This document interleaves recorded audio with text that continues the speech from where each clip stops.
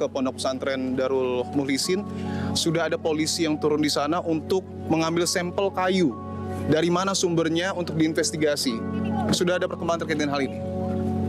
Memang seperti itu.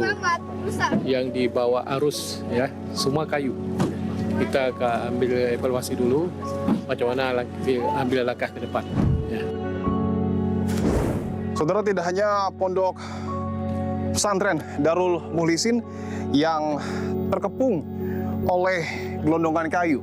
Saya juga mengunjungi desa Kota Lintang Bawah yang berada di Kabupaten Aceh Tamiang yang juga terhempas gelondongan kayu bahkan hingga menghancurkan rumah-rumah masyarakat di sana.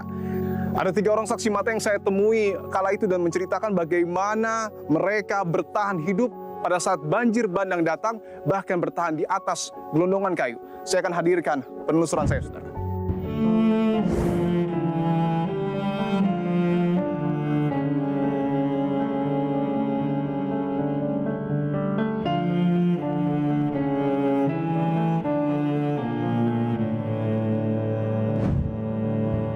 Gambar yang Anda lihat adalah tumpukan kayu, saudara, yang ada di mungkin pesisir ataupun bantaran Sungai Tamiang yang terbawa oleh banjir bandang dan kan banyak sekali menghancurkan rumah warga.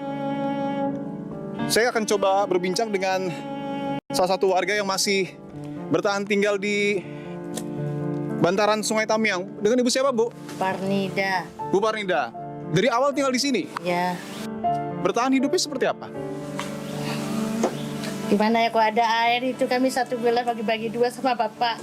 Selama 3 hari. Asal basah hongkongan. Kalau kayu ini datangnya dari mana, Bu? Ibu tahu? Pucuk sungai lah, entah Lesten namanya mungkin. Di Aceh Tenggara sana lah, Aceh sana. Pucuk sungai di Lesten sana.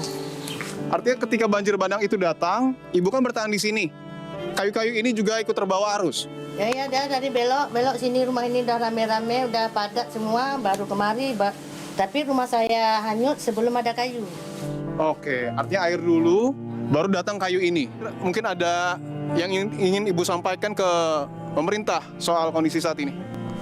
Kalau bisa bantuan bersihkan inilah kayu dengan alat berat ya kan.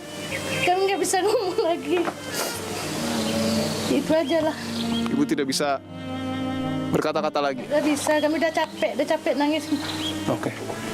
Kita berharap bisa bantuan segera datang, Bu ya. Entah itu untuk membersihkan dan juga makanan. Dibetuli alhamdulillah nanti. Ya, bisa ditunjukkannya itu jalan yang tadi juga kami susuri, saudara. Memang situasinya hancur, porak-poranda, dan sampai dengan detik ini belum ada pembersihan jalan setidaknya sampai dengan titik ini. Saya akan coba masuk lebih ke dalam, saudara, untuk menunjukkan ya kayu-kayu yang berserakan di pesisir ataupun bantaran Sungai Tamiang di Aceh Tamiang. Itu juga ada anak-anak ya, ada anak-anak bermain di sini. Nggak pakai sendal, Dek? Oke, hati-hati ya. Tunjukin jalan anak. Rumahnya di mana? Nah, hancur rumah. Hancur rumah? Hancur semua rumah. Oh, keluarga orang ini habis. Belum makan belum? Belum. Belum makan? Kan kami ada keluarga nenek, juga ada anak bayi. Kami yang besar-besar kami tahan lapar. Kami nyelamatin anak-anak kecil. Gak ada makan. Kalau air minum air banjir kami minum, kami rebus om. Gak makan karena gak ada air bersih di sini. Ada apa-apa, nggak ada akses untuk kami ke sana aja. Bisa capek. Kalau kami lapar nggak apa-apa om. Yang penting anak-anak kecil ini. Karena kami dari pertama banjir, kalau dibilang kenapa kalau nggak ngungsi, karena kami dihantam air. Tanggal 27, kalau nggak salah air yang langsung naik. Ini balok datang, malam Jumat ada orang ngomong, tolong kami lapar setiap hari om. Tolong kami lapar, tolong ada orang sakit, kami nggak bisa tolong. Kami bertahan di situ semuanya, keluarga-keluarga. Ada suara itu ya? Suara itu setiap hari sampai kami terngiang om. Semua ini jadi saksi kami. Nggak bisa ngomong apa-apa kami. Kalau dibilang trauma kali. Tengok air kami trauma karena ini memang kami anak kecil dihantam dengan bata. Kami hanya baju di badan ini. Dari pertama baju di badan semua. Kalau dibilang 100% kota Lintang bawah ini hangus semua, nggak ada tersisa. Itu mata pencarian orang ini di sini hilang, nggak ada, hancur depan mata, mentah-mentah. Tuh musola, orang pada bertahan semua di loteng-loteng. Kita akan coba masuk lebih ke dalam ya, saudara, untuk melihat situasi di sini.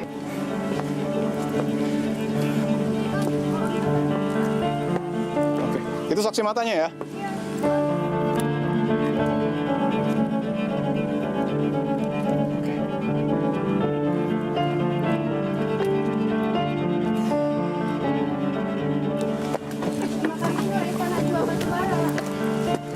Ini hamparan kayu yang tadi kami bicarakan, saudara. Dan kondisinya memang sangat berbahaya ya, bisa dilihat. Hanya satu akses di sini.